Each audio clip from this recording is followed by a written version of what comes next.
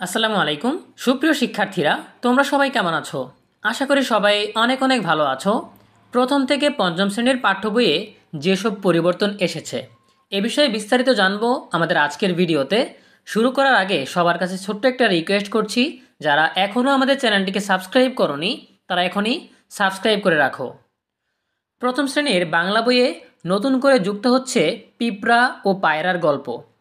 ৩১ নম্বর এবং ৩৫ নম্বর পৃষ্ঠায় দুটি ছবি বাদ দেওয়া হয়েছে। ৪১ পৃষ্ঠার একার এর উদাহরণে রোদের তেজের পরিবর্তে মেঘের ছবি দেওয়া হয়েছে। মুক্তিযুদ্ধ ও বিজয় অধ্যায়ের নাম পরিবর্তন করে আমাদের মুক্তিযুদ্ধ করা হয়েছে। সেখানে শুরুতেই ছিল শেখ মুজিবুর রহমানের ছবি, সেটি বাদ দিয়ে মুক্তিযুদ্ধ চলাকালীন একটি দৃশ্যের ছবি দেওয়া হয়েছে। অধ্যায় শুরু হয়েছিল শেখ মুজিবুর রহমানের ৭ মার্চের ভাষণ দিয়ে, তাকে জাতির পিতা হিসাবে উল্লেখ করা হয়েছিল। নতুন বইয়ে এসব বাদ পড়েছে। এই অধ্যায় শুরু করা হয়েছে ২৫ মার্চের ঘটনা দিয়ে। এই অধ্যায়ের শব্দার্থে বঙ্গবন্ধু বাদ দেওয়া হয়েছে। প্রশ্নোত্তর অংশে শেখ মুজিবুর রহমানকে নিয়ে দুটি প্রশ্ন ছিল, সেগুলোও বাদ দেওয়া হয়েছে। এছাড়া অনেক অধ্যায়ে উদাহরণের পরেও সেই জিনিসের পরিচয় আলাদা করে তুলে ধরা হয়েছে।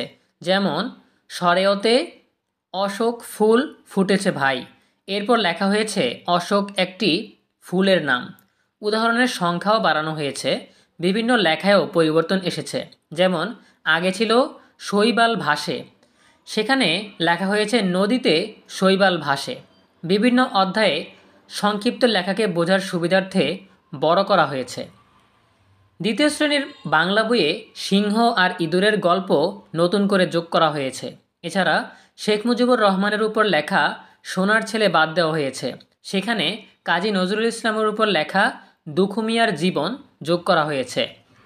পহেলা বৈশাখ শীর্ষক গদ্যের নাম পরিবর্তন করে নববর্ষ রাখা হয়েছে। বইয়ের ২৪ নম্বর পৃষ্ঠায় পদ্মা সেতুর উপর একটি ছবি পরিবর্তন করা হয়েছে। নববর্ষ অধ্যায়ে মঙ্গল শোভাযাত্রার ছবি বাদ দিয়ে সেখানে নববর্ষের অন্য ছবি ব্যবহার করা হয়েছে। এছাড়া এই গল্পের লেখায়ও পরিবর্তন এসেছে। তবে দুটি শ্রেণীর ইংরেজি ও গণিত বইতে তেমন কোনো পরিবর্তন দেখা যায়নি। তৃতীয় শ্রেণীর বইয়ে নতুন করে সংযোজন করা হচ্ছে ঘাসফড়িং ও পিঁপড়ার গল্প এবং রবীন্দ্রনাথ ঠাকুরের ছেলেবেলা। বাদ যাচ্ছে শেখ মুজিবুর রহমানকে নিয়ে লেখা গদ্য সেই সাহসী ছেলে। বাংলাদেশ ও বিশ্বপরিচয় বইয়ে তৃতীয় অধ্যায়ে আমাদের জাতির পিতা বাদ দেওয়া হচ্ছে। সেখানে যাচ্ছে জাতীয় ৪ নেতাকে নিয়ে লেখা আমাদের ৪ নেতা। ইংরেজি বইয়ের শেষ অধ্যায়ে লেখা গদ্য এ ওয়ান্ডারফুল বয় বাদ দেওয়া হচ্ছে। এতে শেখ মুজিবুর রহমানের কনিষ্ঠ ছেলে শেখ রাসেলের জীবনী স্থান পেয়েছিল।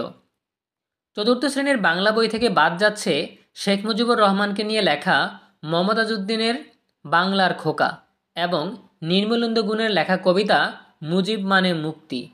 যোগ হচ্ছে টুনুর কথা ও রজনীকান্ত সেনের কবিতা স্বাধীনতার সুখ।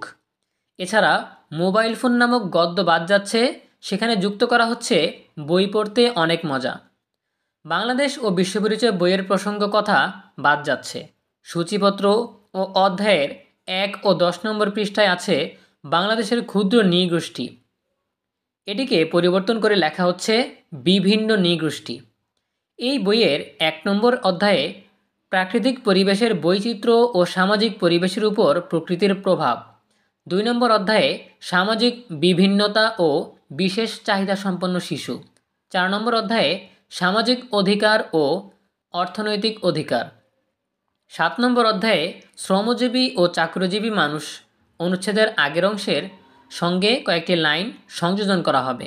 এছাড়া ১৫ নম্বর অধ্যায়ে ১৯৭১ সালের মুক্তিযুদ্ধ অংশে কয়েকটি লাইন সংযোজন ও বিয়োজন করা হবে।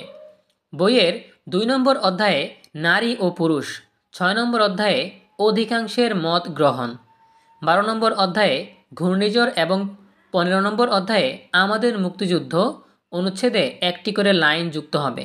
আর ৩ নম্বর তথা মানচিত্র অধ্যায়ে একটি মানচিত্র সংযোজন করা হবে।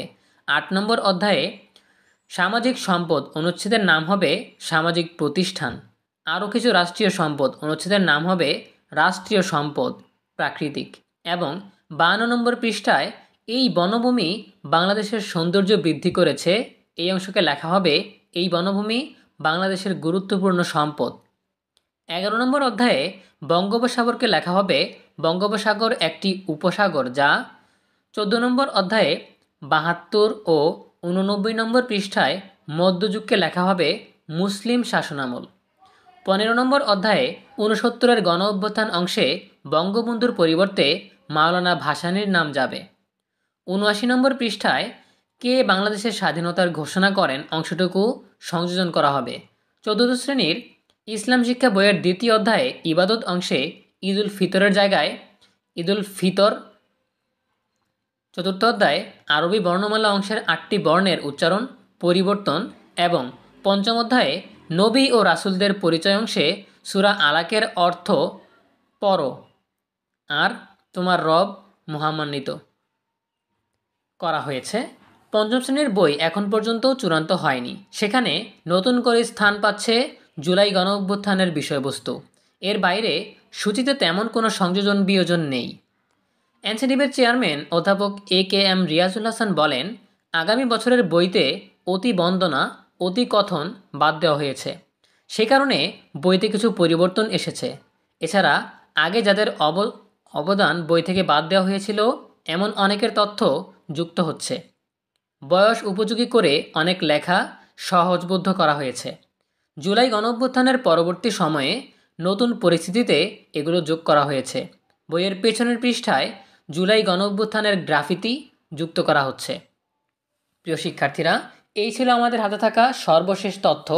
আশা করি তোমরা বুঝতে পেরেছো যে প্রাথমিকের 1ম থেকে 5ম শ্রেণীর বইগুলোতে কীরকম পরিবর্তন আসতে পারে সেটা একটা ধারণা পেয়েছো। দেখা হবে পরবর্তী আপডেট নিয়ে নতুন কোনো ভিডিওতে। সেই পর্যন্ত তোমরা সবাই ভালো থাকো, সুস্থ থাকো, নিরাপদে থাকো এবং সবসময় ইএনইউবির সাথেই থাকো। তোমাদের সকলের জন্য রইল অনেক অনেক শুভকামনা। ধন্যবাদ সবাইকে।